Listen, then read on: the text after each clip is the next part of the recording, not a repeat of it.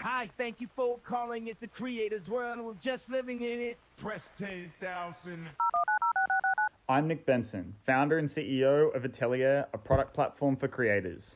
And I'm Rowi Singh, beauty creative. We're here to spill the tea on the creator economy and deep dive into the next evolution of the creator lifecycle.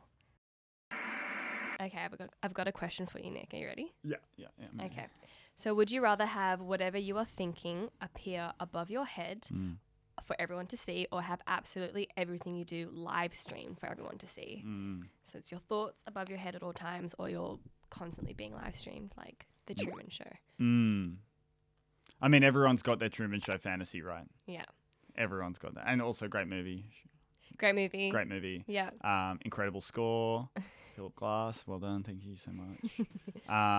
But yeah, I think that it would have to be live stream. I think live stream, just because you at least have agency. You don't really have agency over your thoughts, things that pop into your head, like the level of control. And yeah, you know, like some people are like that though, right? Some people don't have a filter and they just speak their thoughts. And I guess I don't want to be one of those people. I don't want to be one of those people. It's like either you're, I just have no filter, and I'm like, no, you're just a mean person. Yeah, you're just mean. Yeah. No, there's like a fine line where I'm like, you can be really honest and speak your thoughts and have no filter. I mean, yeah. So I guess some people are like that, but I keep a lot of my thoughts to myself, and that would just be the most vulnerable thing for me. I feel like more vulnerable than being watched or live streamed constantly, because exactly right, you can control how you appear. Also, let's make money from this. Do you know that you are being live streamed? You do, right? You're not Truman. No, you're not Truman, because I think it'll be easier if you don't know, I reckon. No, it'd be so much, but so much more embarrassing. You're so embarrassing. The aftermath would be like, oh my God. I think if you know. Yeah.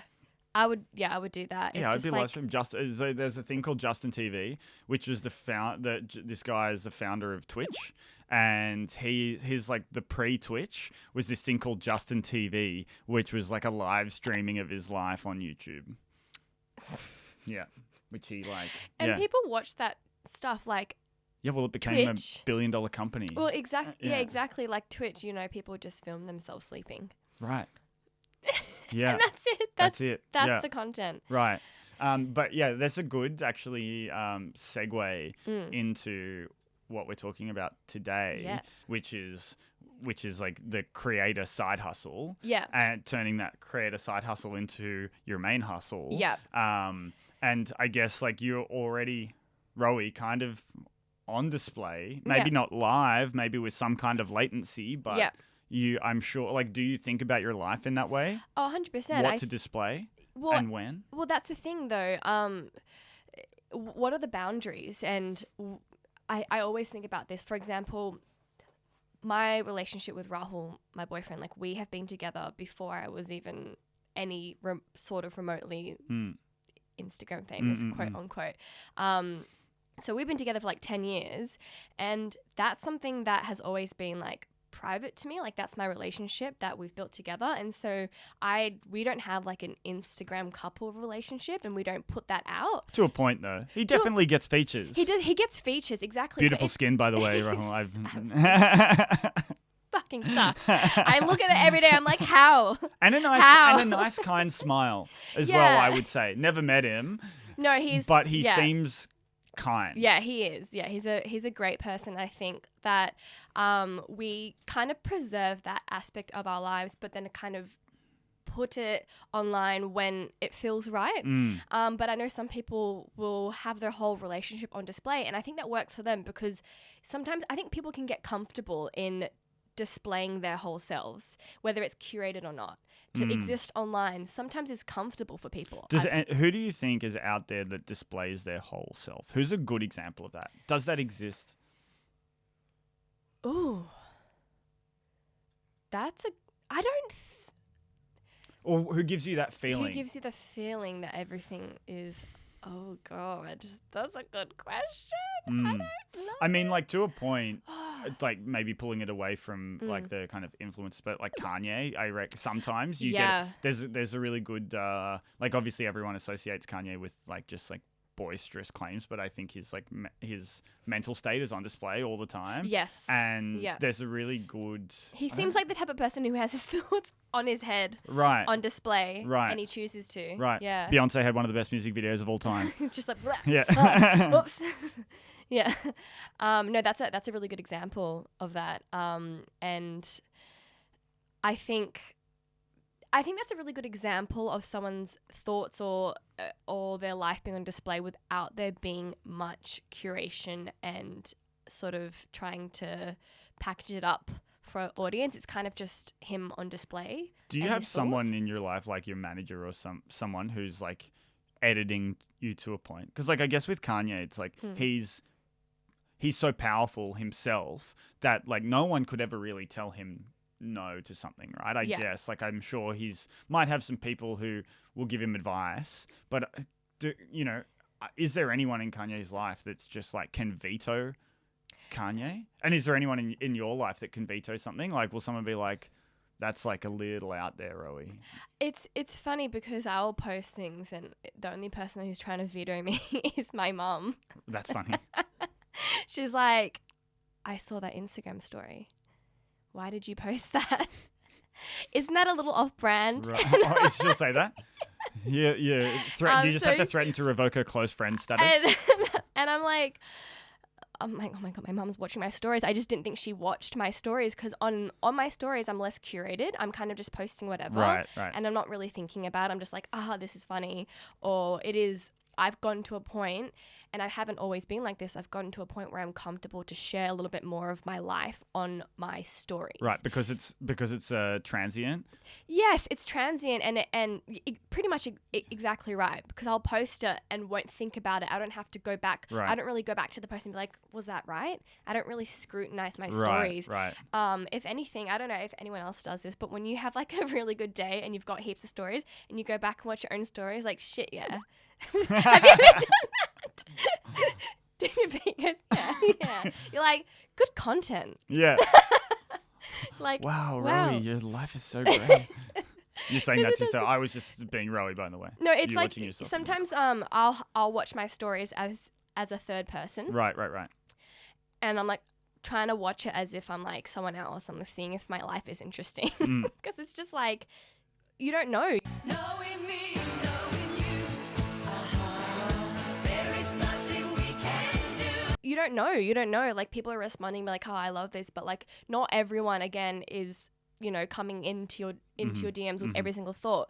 I could be posting things and someone could be like, ugh, no, but you won't hear about it. So I kind of have to pull myself out and be like, is this okay? Like, is this something I would share? Right. So sometimes I do that, but yeah, it tends to be a little less curated on my stories. However, still curated, because that's the nature of social media. And I think we mentioned in the last episode that I had one person, or like in the first episode, someone was like, why do you curate your content so much? Like, why do you use filters? Like, I would love to see your raw and natural self.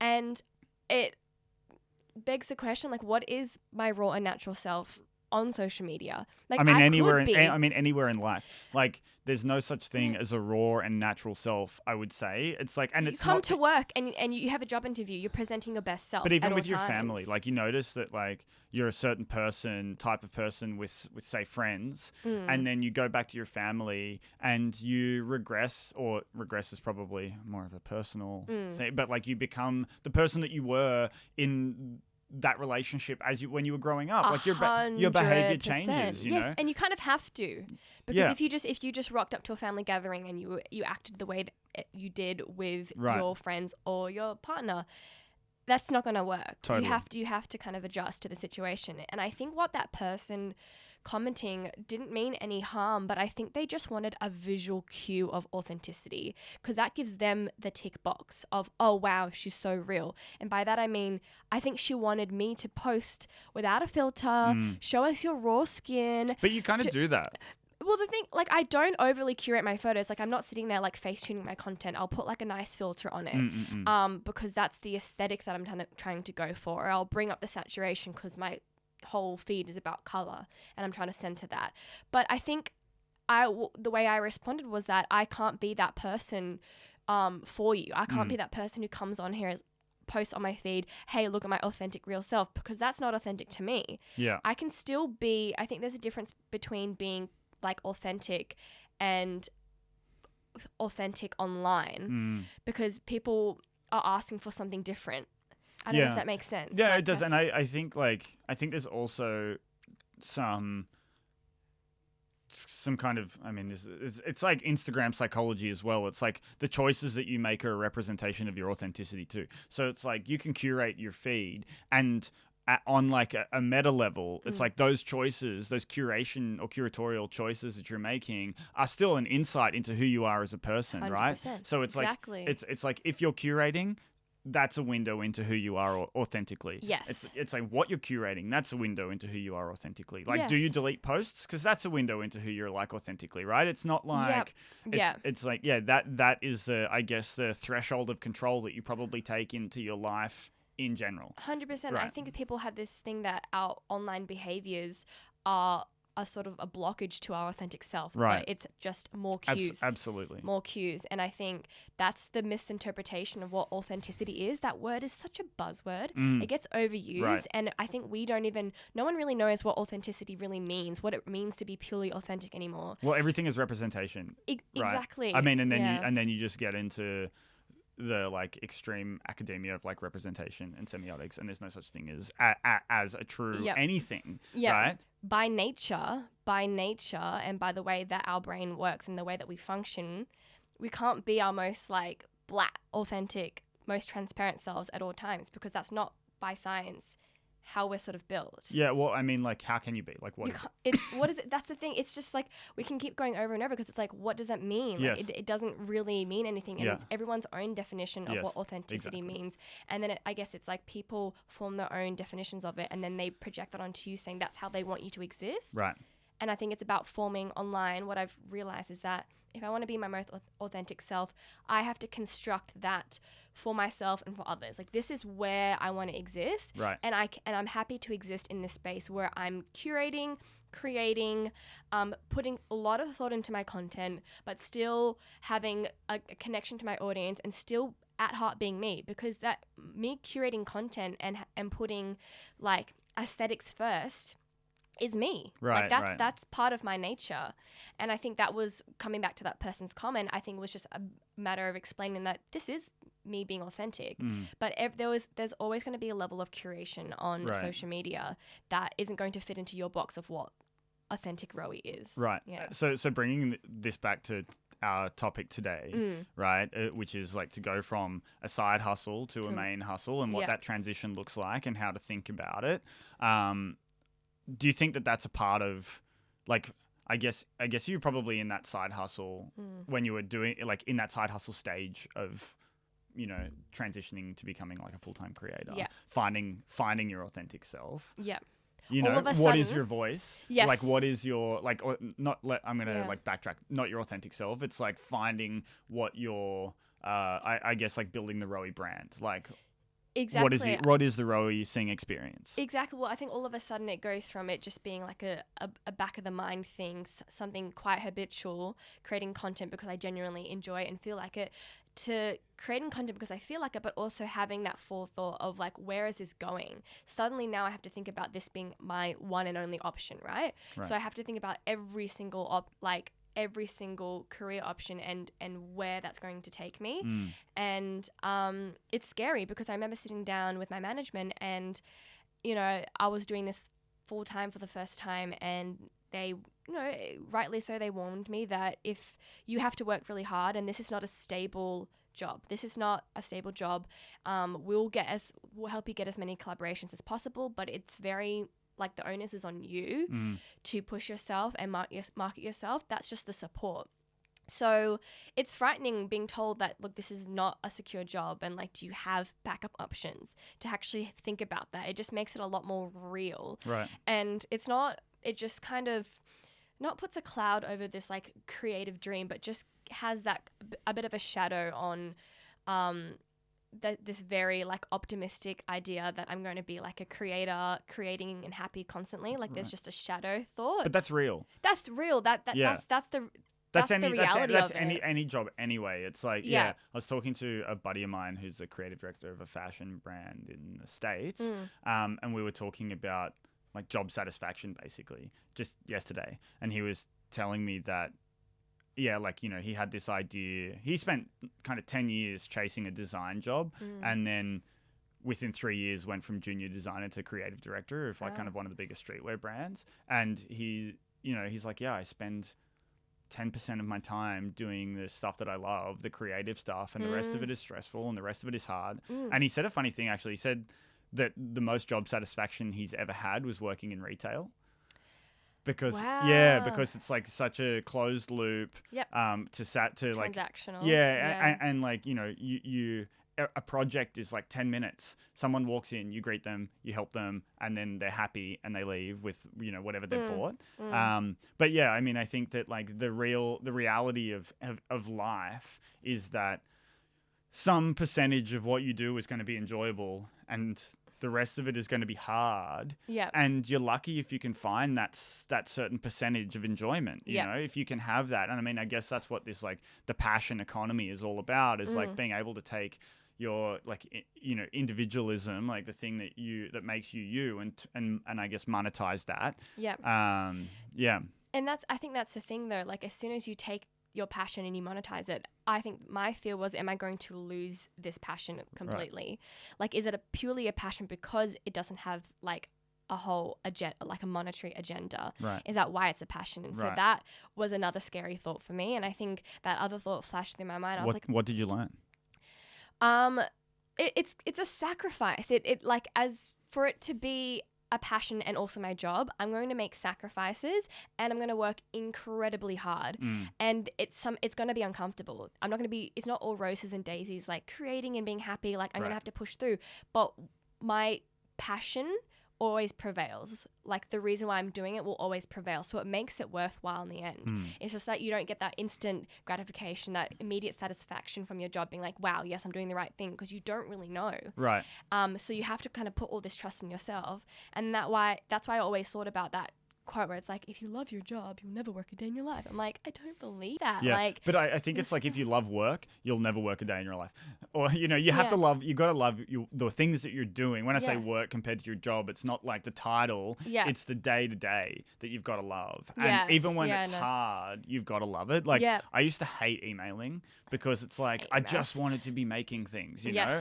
And then it's like, well, actually it's like, no, emailing is a big part of my job. Yes. Like, and then I reframe that and I'm like, okay, emailing is probably 20% of my day. And when I don't think about like work being, 100% of my day and then emailing, taking it to 120%, when it's like, no, actually like this thing, you got to learn to love it because it's one of the things that's going to make everything else work well. It's the start of the opportunity. Right. Like, exactly right. I'm exactly the same. I hate emails. Right. And my corporate job was like an email. I was a professional emailer. I was stuck to my desk, and I think that's why I was kind of moving away from it. But it's funny, I didn't escape it. I still have to manage my emails, and it's it's even more of a job because that's where the opportunities come through. And if I don't jump on that email in time, that's an opportunity lost. So I'm in two minds about that, saying like you'll never work a day in your life because you are working, like you have to constantly grind and for learn what you to love. Learn to love work as well. Like hard work produces great outcomes,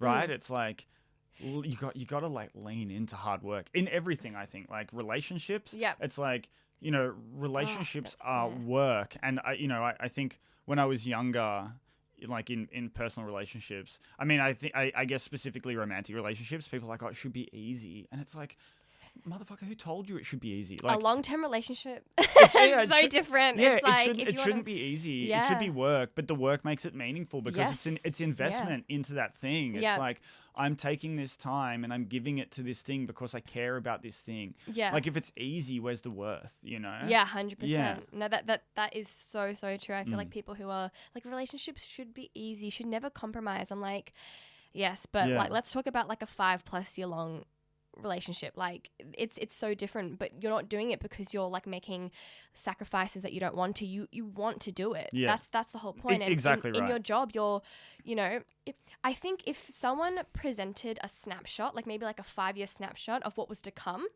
I would be scared. I probably wouldn't have done it. Like if someone presented, all right, here's what's going to happen in the next 5 years, and this is everything you have to do from the good to the bad. Because the bad always sticks out in your mind, I probably would have shied away and been So like, what are some of "This the is too bad much." things that you have to do? I Quote think this is unquote like bad, this is like yeah. a good time to be real with everyone to a point, Yes, right? yeah. Because like I mean, I think I had like a few questions for you today Yeah. that I'm, you know, I wanna, you know, pull back the curtain on some of the, because like obviously from the outside it looks really fun, 100%. but it's not. Like we know it's not. Yes. And so Yeah. I guess like, you know, what are some of the really bad, hard things that you do? What's the repetitive noise that you have to Yes. get through every day? Yep. And then I also want to know who helped you.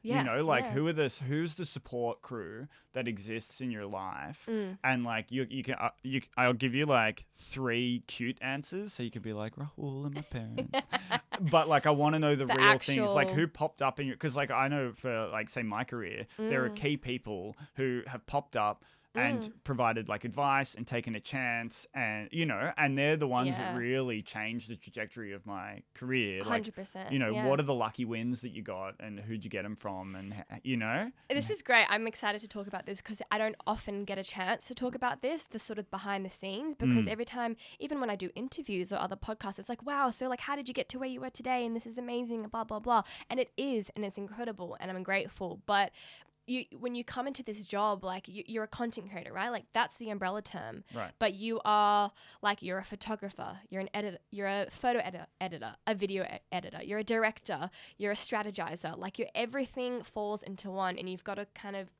scramble and pick up the pieces yourself. So I think that was the first challenge, is that I sometimes I think of myself as like, I always have this question. I'm like, am I lazy? No, genuinely, I'm like, I love what I do and I am motivated, but sometimes I'm like, oh, like, I don't want to do it all. Like, sometimes I just want to focus on one thing. And then that begs the question, am I lazy? So I had to force myself. I remember when I got a job offer from Maybelline to create all these YouTube videos, and I had never edited a YouTube video. I've never filmed a YouTube video Right. ever. And the turnaround was like 2 weeks. And all of a sudden, I was like scrambling. I was like, okay, I need to get a camera, like an actual like Canon camera. I need to get like an editing software. I need lighting. I need to set up my place. I need to film it, and then I need to edit it. And I had to turn it around really, really quickly. And it was the most frustrating thing because I had to learn, like, I had all these tech issues as well, and I had to keep pushing through because I had that deadline. Yes. If I didn't have that deadline, I probably would have given up and be like, How often are you on deadline? well, for myself, I set my own deadlines for my content, Right, but external like, deadlines. but like every job is a deadline. Sure. Yeah, because it's working to like a wider campaign. And would you so- always have a job, like jobs on the go? So are you always on deadline? pretty much. Okay, this is Yeah. like a really good insight as well, I think, Yeah. for people, because it's like, I think there's a fantasy that, you know, You- going from the side hustle to the full-time gig, it's like, what a dream. You're on your own schedule, and yeah. like, you know, you can have I can like travel whenever I want, like digital nomad life. I can, Yeah. you know, but it's like, no, I'm like always on deadline. Always, because you're still working, maybe not for someone, but you're working with someone. People are relying on you for your content. And I Yes. think that's the biggest misconception. You can't just willy-nilly whip things out whenever you want, whenever your schedule works for you. Right. Not unless you want to grow and be an established player in the industry and Right. build strong relationships that are going to get you more relationships. Right. And also like reliability is I think huge when you're building those relationships. Like if I book Rowi Singh to do something and she returns a high quality of work on time, is responsive, you know, like we'll answer the phone and we'll reply to emails. It's like, wow, so easy to work with. And that's the funny thing, because the insight that I had from working at Mindshare, when I was working with influencers, you might have talent A who is so on brand for the job, right? And is incredible and is perfect for Right. the campaign. Then talent B who might not be as on brand, but their responsiveness and their ability to commit to it, while talent A has left me on red for like 2 weeks, who's going to be rebooked? It's Right. talent B, Right. because that in this industry, things work so quickly. So I had that insight a little bit of like what brands want. Yes. Sometimes it's actually less about how perfect you are for the brand. Like sometimes people put all their, they rely on like, oh, like, no, this is for me. It's like actually sometimes they need to move on. Yes. So I had that insight and I knew that is incredibly important, and there's so much weight on that relationship with the client and getting things delivered on time because you're part of a whole campaign. Right. Right. You're not just like one person, you can post whenever you want. No, if there's a whole campaign going out on social, out of home, TV, it's part of a whole the launch dates are set, and it's a part of a whole media plan. And if you fall through, that's gonna fuck everything up, Right. for everyone. Yes. So I learned that quickly, and that's why, I had to deliver. And there would be times where it will fall through the cracks, and that's the other thing as well that I realized is that when you're working, when it's just you can't turn your shoulder and be like, okay, it wasn't me, it was No, everything was you. Like Right. if something is late, it's just you. Whereas like maybe there was working my agency, like it was a whole, someone was late, so then I ended up getting it late, and it wasn't all on me. Sure. Everything falls on your shoulders. That's the other responsibility that I was So do you see that bit as like jarring. that responsibility as being a hard thing in your job? Not a hard thing. It was just an adjustment because that is Do part you like it? No, I like it. I much prefer having all the responsibility on me. And when I did have moments, because I've made mistakes, many mistakes, where some things have fallen through the cracks. I haven't read the brief properly. I've had to completely redo content, and it sucks. It sucks so much. Right. But it's but then there's kind of like a bright side to everything being on me. Like, all right, so now I have the opportunity to reverse this and control every aspect of it and make sure that everything is perfect. That's in my control to make sure that people are getting the content on time and it's to the best of my ability. And when things do fall through, like, yes, that happens, but like I can control that. Right. I like knowing that I can control that and do better, I guess. For sure. So Yeah. I guess like bring it back. Like give me the hard things. So I guess it's the first thing was the adjustment period of being my own boss and doing everything myself. The second thing was in this industry, like opportunities do not fall into your lap. And I think there's this misconception that, well, brands just reach out to influencers. They don't have to do anything. Like it's amazing. They just get all these opportunities. No, I had to hustle. Right. And maybe hustle 10 times more than my other like white Australian counterparts. I think I definitely had to hustle harder. Yeah. I had to prove myself harder. Right. Because I was one of the only few like people of color in the industry, and it was all new, and I wasn't being seen. I would see campaigns go out and I'm like, I would be perfect for that, but no one knows who I am. I'm being overlooked. Right. I was being overlooked. So that was the biggest thing, that things aren't going to fall into your lap. Yeah. And seeing it fall into the lap of other people is tough. Right. I mean, I think that there's a saying in, I guess in business from way back, like build it and they will come. And that just doesn't exist anymore for anyone, anywhere. There's no such thing as build it and they will come. Partly because it's so easy to build things. And I mean, this is an interesting thing, I guess, about the side hustle kind of economy that's happening right now. And like Gen Z's, like side hustle is becoming so important for that generation. Yeah. Is like that democratization of creative tools makes it really easy to build something, but it makes it harder To retain and get that thing out there and get that thing noticed.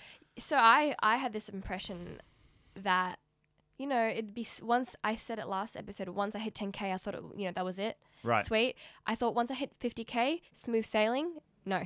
Once I hit 100K, like everything will be smooth sailing. Things will just come to me. Yes. No, like I'm still at that, like There is 300K maybe? No. There is no such thing as a glide point in anything in life. No. Full stop. Like, and I mean, this is that funny thing is like probably people need to come to terms with their fantasies just around life in general. Cause like, I think that whole grass is always greener thing. Like, you're in your job and you're looking at the side hustle and you're like, wow, that would be so nice and so easy. It's like, no, you're in a relationship, you look at single life, you're single and you look at a Always. relationship, everything looks like a glide point from afar. Yes. Or like you can glide, but there's no such thing as glide. Yep. Like, you jump into it and it's sticky. And it's Yeah. like it's uphill, It's like if you're coasting, you're going downhill. Yes, exactly. And I think I learned really quickly that it's not going to be a constant like upward roller coaster. It's going to go up and down and up and down. And like I always think about it like the stock market just constantly goes up and down, but if you look at it on a like over a long period of time, it's gradually going up. And so those down points isn't a step backwards. It's actually just a necessary step to propel me forward later. Right. That's probably that's a hard thing. That kind of like vision, I think, is like a hard thing for people to wrap their heads around. Yes. Like if you're step- in that side hustle right now, you're on the creator side hustle, and you're 10K followers, 20K followers, 50K followers. It's like that's a hard thing to come to terms with, right? It's takes a lot of, I guess, awareness of yourself and other people in the industry, and talking to other people who have been in the same position and who have had knockbacks but are still doing what they're doing. And you look at someone else, right? You could look at another creator or someone that you admire in the industry who has like a business, and you're like, wow, this is incredible that they got there. I wish I could be on that same path. It seems like all they're doing is going up, up and up. But then you talk to them and they're like, oh, like they could be, in the shits at that exact period, and be like, I just had this happen and this happen. Everyone, it's perspective, and everyone is on their own journey, and it's not all an upward slope. It's back, forth. But Yes. a back step is not a drop into the pit. That's what I had to realize, because you can get yourself out of there. And again, you're responsible for it, right? Right. It's all on you, like to keep going. And I think there were many points where I was like, I could just give up right now because I haven't had opportunities in months. I feel irrelevant. I could just stop it, and I probably could have, and I would have just sort of faded away. But I kept going because a step was in. I think a step back is never ever a step back to me.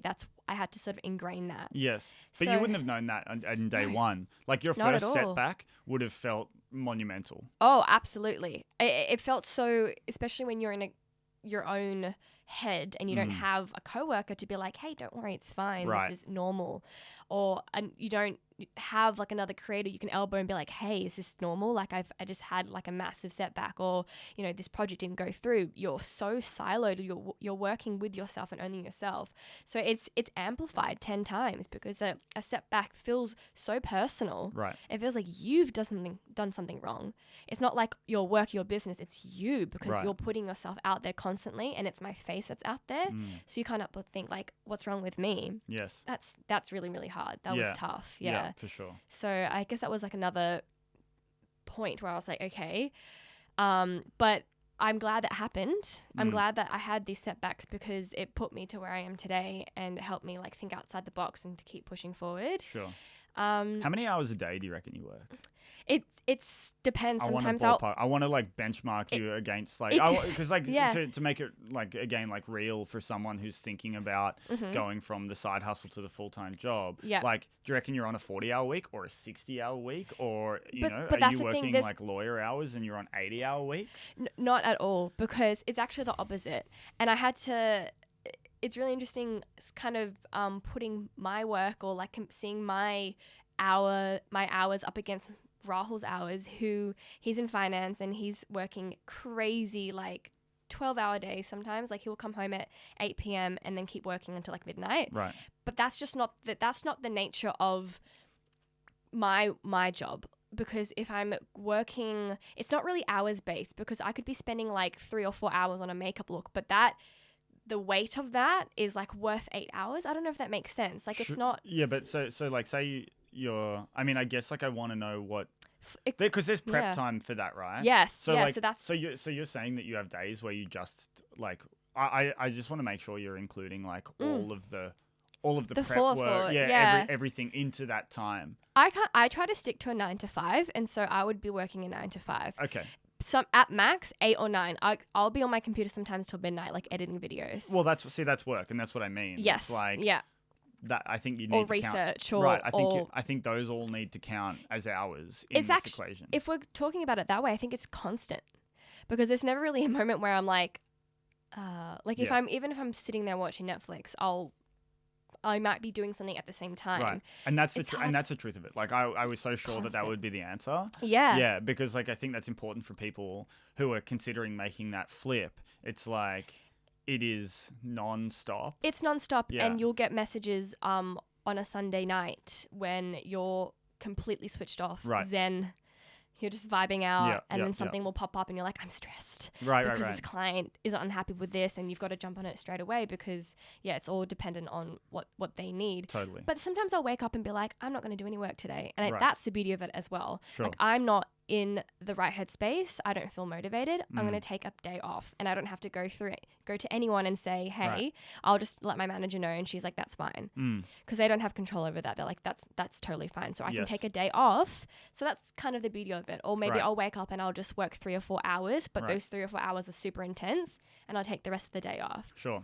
So it's so flexy, and I'm constantly asking people. Like I remember the other day, I was chatting to a couple of other creators. I was like, "What time do you wake up?"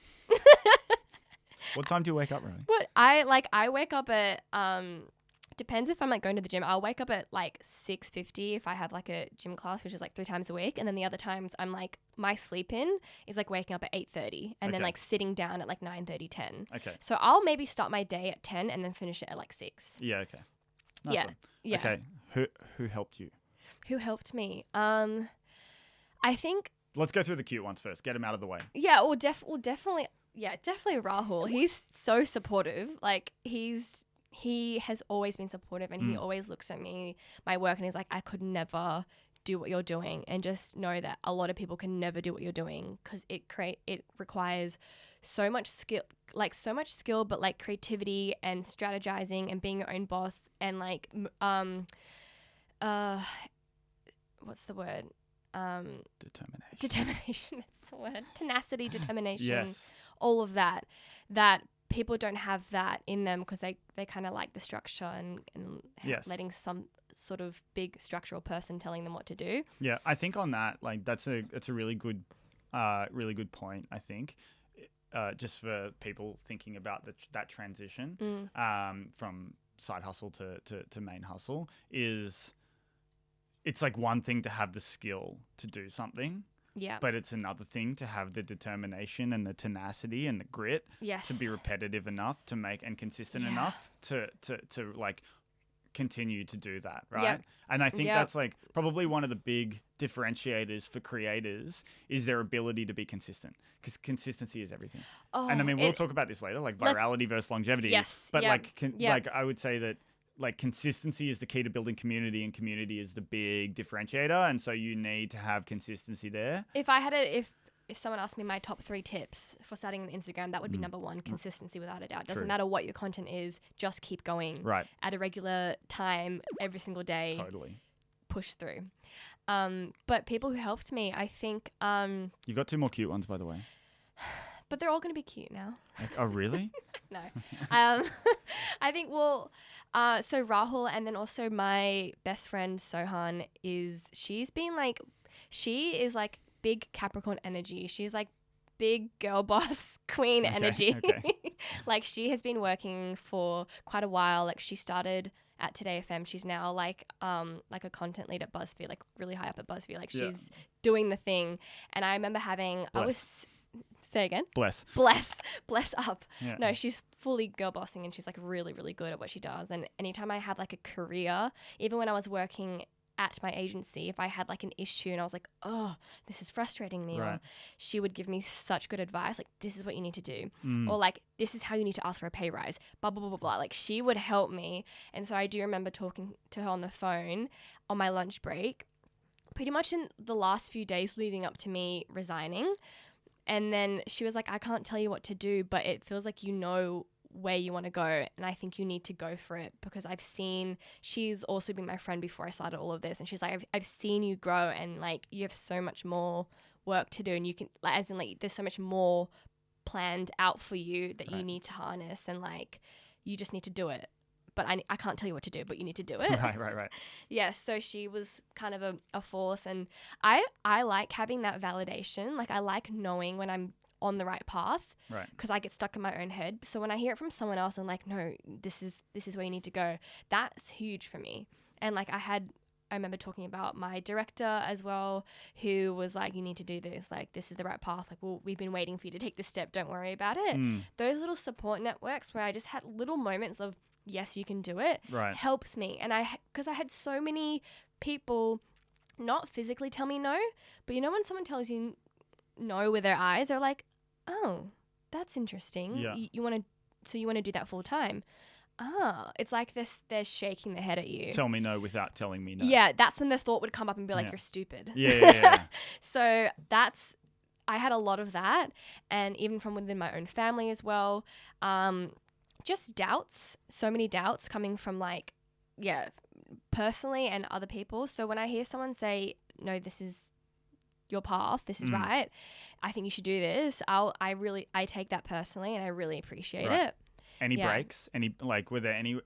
Was there anyone like, booking talent who like really gave you a shot that was kind of not beyond your means, but maybe, like a shot that should have gone to like someone with more followers or better community recognition or something? Was there anyone who was just like, fuck yes, I believe in Rowi Singh and she's going to be there and I'm going to be a part of this journey? That's my manager, Right. Jasmine. Yeah. And she has been with me, and I think the reason why I love her as a manager is because she believes in my vision, and she at heart is a fan of what I do. She Right. likes my work, and that makes all the difference. Because I didn't start off at Max Connectors with Jasmine. I had another agent, and I almost left Max Connectors because it wasn't working. Right. But then I fought to have her, and I was like, I think I need to be managed by Jasmine because I think she gets what I'm doing. And to this day, she, like every one of my successes is like hers as well. And like she is working so hard for me, and we're working together as a team to build this Rowi Singh brand. And she has never once like doubted me. Yeah. She would be the hardcore one that in the industry that gets it and has been rooting for me Right. consistently. You're right. That was a cute one as well. So Yeah, that's what I was gonna say. Like, you can't really like shout out your supporters without it kind of being a little bit like yeah. they were there for me, because it's less about having someone telling me like this is where you need to go and what you need to do. Like Yes. I do like that guidance, which I get from my dad, who pursued his own thing, like I mentioned in the last episode. But those are great. But when someone genuinely believes in you and it has more of like an emotional like, yes, this is for Yes. you, that propels me forward, because I know I can do everything else. Right. Like I can figure it out. Right. I'll get there. But when you have someone like supporting you and helping you, whether they're not technically giving you advice of how to move Right. forward, I think that means a lot more to me. Yeah, I think this is like it's such an important kind of message to go out there to the like community that's thinking about going from side hustle. There's like, we were talking about this earlier on the ride over here.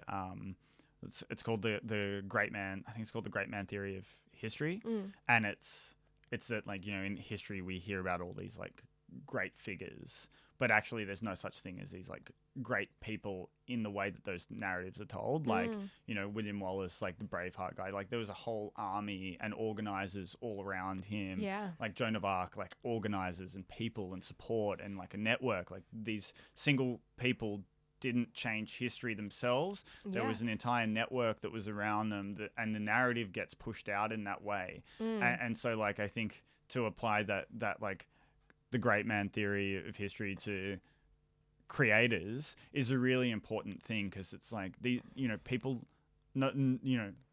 classic one, like no man's an island. Like people aren't making it by themselves; they're making it with support. What would you say for those people who feel like they don't actually have a support network? Because I feel like I'm quite privileged that I had people who believed in me. What would you say to people who have just been told no all the way around, but they feel passionate and they feel like they can do this? I mean, that's a great question. I would say that you're probably surrounding yourself with the wrong people for starters. Yeah. Right? And so it's like if you're not getting, I mean, like, I don't know, this is hard for me because it kind of goes against my values a little bit when I'm like, if you're not getting what you need, then you need to like go out and find it. Because I also think that, you need to exist for yourself, but you also need to exist within the context of the people around you, right? Like we should always be there to build up our community and be supportive within our communities. But as well, like you need to find nourishment yourself, right? And so I think that, if you're not finding nourishment, find nourishment. And that obviously is easier said than done. Yeah. But I would say that if you're feeling that way, that you're probably seeking validation from the wrong people. That there would 100% be people in your life who are there giving you validation. You probably just don't look at them the right way, you know? Ooh, that's Yeah. good. So it's like, you know, you you're not might have a seeing it. really supportive someone in your family and you're just like, oh, come on, Dad, like get fucked, Dad. Or, Yeah, you know, yeah. like, and you're probably seeking validation from people that, you know, are ultimately, they might seem like they are moving in the direction that you want to move in, but they'll never help you get there, and more likely they won't achieve the goals themselves because if they're not supportive, if they're not fostering. Like, I mean, I think that, and I mean, this is a good lesson for I think all of us anyway, is that like we should all just be there to I think I said this earlier, like to support and build up and help. Yes. And and so like we should do that for other people, and maybe that's something else to think about as well. Like if you're not finding that support, are you giving that support as well? Because I think, you know, you kind of reap what you sow and you get what you give. So like be supportive and then be supported maybe. Yes, be supportive and be supported. Does that make sense? I think that is so true, because I don't know if I'd be where I am today if it wasn't for maybe my whole friendship group or where I actually ended up, because I kind of came out of uni not with the group at all. I didn't make any friends at uni, and I had kind of moved away from my high school friends, and I had only just become friends with the group of people that are like my family now. And we're all in creative industries. Like I'm friends with like DJs and photographers and makeup artists, and we're all in our own creative industries. And I think that helped me pursue what I wanted to do and take it seriously. Yeah. Because if I was in a different group and where people weren't looking at what I was doing as something real and substantial, and if people weren't believing in me, then I'd probably, I don't know, maybe I would have crumbled, and I would have given into that. I think that is so important. And so with that in mind, if you're not feeling supported, like holler at us. If you really feel like it's dire and there's no one around, that, you know, it's just constant naysayers, and like it's really at that point, hit us up. What are the tools that, there are obviously the obvious tools for you, right? Are like TikTok and Instagram, but like what are the other tools where you've just gone, my God, that's just like completely changed the game in terms of the way that I create or understand what I create, or, you know, is it analytics tools? Is it like, what are the tools? Can it be like a diary though, like a planner? Sure. Absolutely. Just what are the tools that Rowi Singh uses to go and use to help you go from that side hustle to that? A few. I use Asana, which is like project management. So I've got everything, instead of me like having to plug in all my due dates by myself, it gets popped in by my manager, and we can both manage when everything is due. Nice. Down to like, this is when it needs to be submitted, this is when it goes live. Every single little piece of the whole content calendar is plugged in. And before that, I mean, you're just working in emails. It was a disaster. It was messy. All your collaborations was through emails, and the search, like trying to search that up in Gmail was just like a complete disaster. So that changed my workflow and the efficiency of what I was doing, because you need to bring, yes, it's creative and you're spontaneous, but you need to bring some sort of efficiency structure to it, because that's going to help me just organize myself and make sure that I'm hitting those due dates. My planner is this planner that I've got that's like Beast. It's a Beast planner. It's only a quarter planner, but it has like brainstorming pages, and each day has like a to-do list, so you can write your to-do list, and it has time slots. It's very anal, and I love it. So it's like, if I'm starting my day at 9, it's like 9, 10, 11. So I'll be like, from 9 to 9:30, I'm going to do this. From 11 to 12, and I may not stick to that, but that's going to give me guidance for the rest of the day. And be like, if I'm going to create my look from 11 to 4, then I need to make sure I finish by 5 so I can cook dinner. Like little things like that just help structure my day.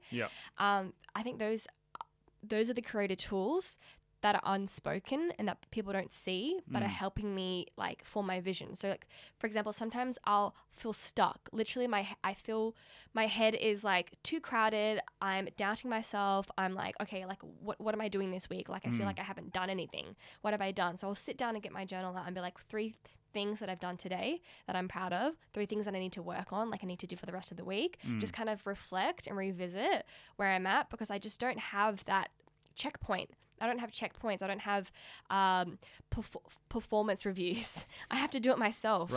And so that's really important for me to help propel me and to have longevity in this career, so I don't fizzle out and feel like I'm not worth anything because I can't really see it. Even like I was writing down in my planner when I was hitting certain like followers, like I was like, okay, so I hit like 100K in like, I don't know, whatever, like 2018 and then seeing the jump, Right. how far my growth was in a couple of months, really helped me. I'm like, wow, I have like a viral moment here. Like, what was it that actually informs my content? Right. Did I have a Interesting. series of like content that spoke to my audience or that kind of hit the explore page and went off? How can I mimic that but in like a new way? This Yep. is really important to make sure, like, if I am having those spikes, whilst it's not everything, whilst like your numbers and your engagement isn't everything, Right. it does help inform your content. So little things like that you don't really get to see on social media. Sometimes I do pop me writing my diary, but those are like little things that are going to help keep me, again, consistent, Yes. keep moving forward, keep me creative. Mm. Because if I have an idea, I'm going to write it down. That's like how you have your notes. Like, Yeah. it's just when you have something pop into your head, you kind of just scribble it down. Yeah. So yeah, those are the tools, I guess. I was also thinking, can I do like 3 tips on like my hustle phase? What helped me? On your what? My hustle, when I was like hustling. When Yeah, I went from side hustle to hustle. Absolutely. My top 3 things that I wish someone had told me. What are the top 3 things? All you have to do is just ask. Number 1, if you want something, just ask. If someone says no, move on. Yeah. If you want a collaboration, ask for it. Right. Put yourself out there. Right. Make yourself vulnerable, because that tenacity is what people value, and they see that you want it, and that's always going to result in a better collaboration, a better partnership. Right. So if you want to work with a brand, message them. If you don't respond to you, follow up. Yeah. If they ghost you again, follow up in 3 months. Honestly, can I just say how important following up is? It is people everything. forget. It's not personal. One email, one message will never Yes. get it done. Yeah, Yeah. no, not at all. Because people, I mean, it happens to me all the time. Like, I'll see something and it'll fly off my radar Right, so right. quickly, and it's not personal. It's not like, oh, I left you on red. Right. It's just like things are moving so fast, and I've actually considered things twice by people following up and being like, hey, Totally. can we jump on calls so I can explain this to you even? Yeah. And even a really effective one on that, I think, is like the breakup message as well. So, right. It's good because people always think that they've got time and maybe even expect follow-ups. But if you send someone a message, they don't respond, you send them another message, they don't respond, send them a third message and say, hey, thanks for your time. I won't reach out to you anymore. Yeah. I guess this isn't on your radar right now. Yeah. Yeah. It's an acknowledgement. Exactly. And you don't, there's ways to do it so you don't seem, but also don't be afraid to seem too keen. I agree You with should be keen. I agree with that. Like everyone's like, play it cool, and play it's it like, cool. no, just Why? play it honestly. Play Like it if you're honestly, really, yeah. if you love this thing that someone has done, tell them how much you love it. You know? Yep. Like absolutely. And if you really get a hard no, like I've done this before where I just no response, nothing. Even the third breakup message, Yeah. nothing. I went out and bought it myself. Right.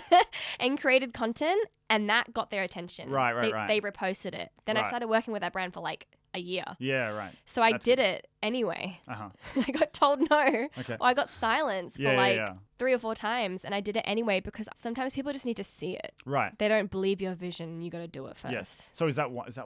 Is that one too? I guess That's how many tips was that? it Was there was. 3 tips there? Okay. So the first tip would be all you have to do is ask. Yes. Okay. That's good. Yep. The second tip is show them. Tip 2. Not tell them. Show them, not tell them. Good. Yeah. So if you have like a vision, Mhm. just do it anyway. Great. Dip into your savings. It's an investment. If you have to buy that thing, it's an investment. Yes. It'll look at it probably like pay that. off. Yeah. Yeah. Yeah, so there's a lot of things that I've bought that I'm like, oh God, am I wasting my money on this? I've always gotten it back because it ended up in another job. Right. So show them, not tell Yes. them. Yes. The third thing, if I had to pick a third thing, This is your segment. You can Yeah. you can curb it too, but give us a third one. I want a 3. I like doing things in 3s. That's nice. Always do things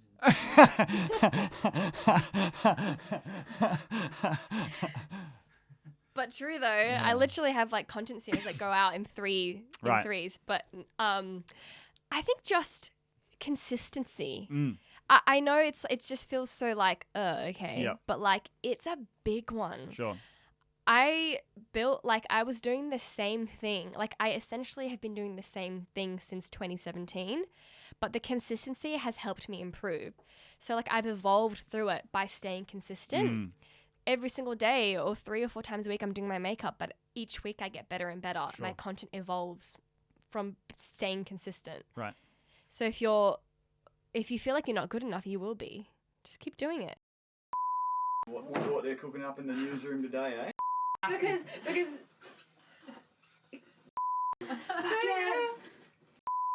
Fuck. Yeah. All right. We'll just use whoever looks prettiest. Next week we're gonna dive in a little bit deeper. We're gonna please subscribe on Apple Podcasts or give us a follow on Spotify, and yeah, just give us a rating wherever you listen because it really helps us. And if you're enjoying it, then what's the issue? Yeah.